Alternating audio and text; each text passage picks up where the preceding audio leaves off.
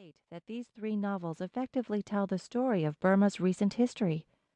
The link begins with Burmese Days, which chronicles the country's period under British colonialism.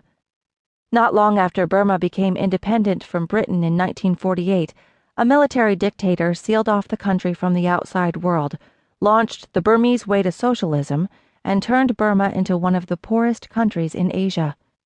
The same story is told in Orwell's Animal Farm, an allegorical tale about a socialist revolution gone wrong, in which a group of pigs overthrow the human farmers and run the farm into ruin.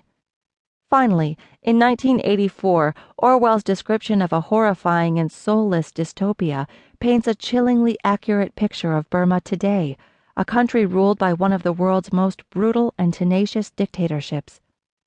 In Burma, there is a joke that Orwell wrote not just one novel about the country, but three, a trilogy comprised of Burmese Days, Animal Farm, and 1984.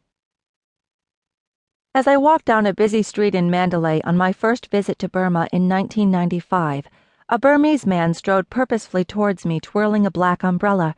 He smiled brightly and said, "Spread our need of democracy to the rest of the world.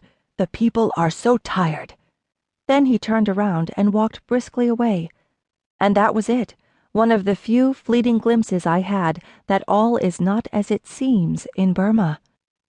During the 3 weeks I spent wandering through postcard-perfect scenes of bustling markets, glittering pagodas, and faded British hill stations, I found it hard to believe I was traveling through a country that has one of the worst records for human rights abuse in the world. To me, this is the most staggering thing about Burma, that the oppression of an entire nation of some 50 million people can be completely hidden from view.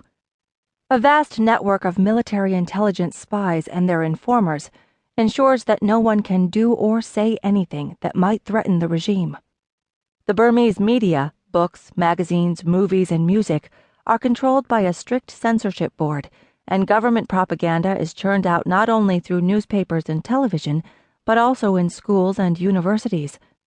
These methods of reality control are kept firmly in place by the invisible, though ever-present, threat of torture and imprisonment.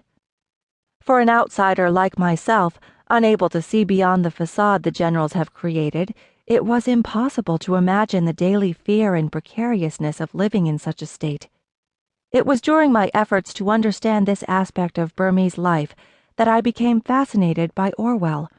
All his novels explore the idea of individuals being trapped within their environment, controlled by their family, the society around them, or an all-powerful government.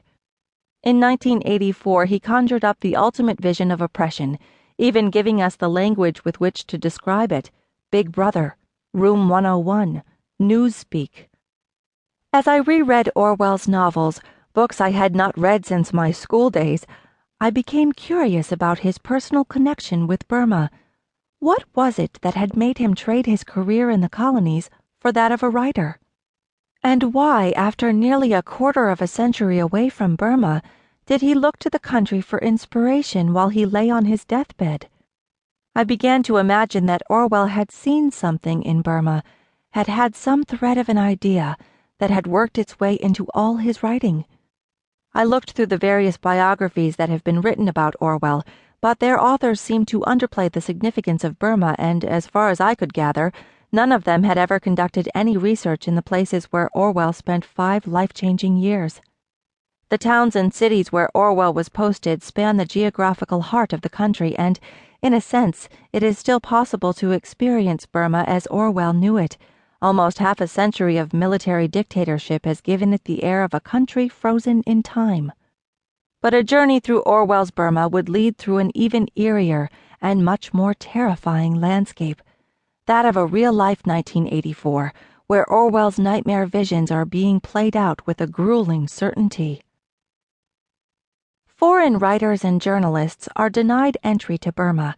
Occasionally, some are able to slip into the country posing as tourists, but if they are discovered, their notebooks and photographic film are confiscated and they are swiftly deported.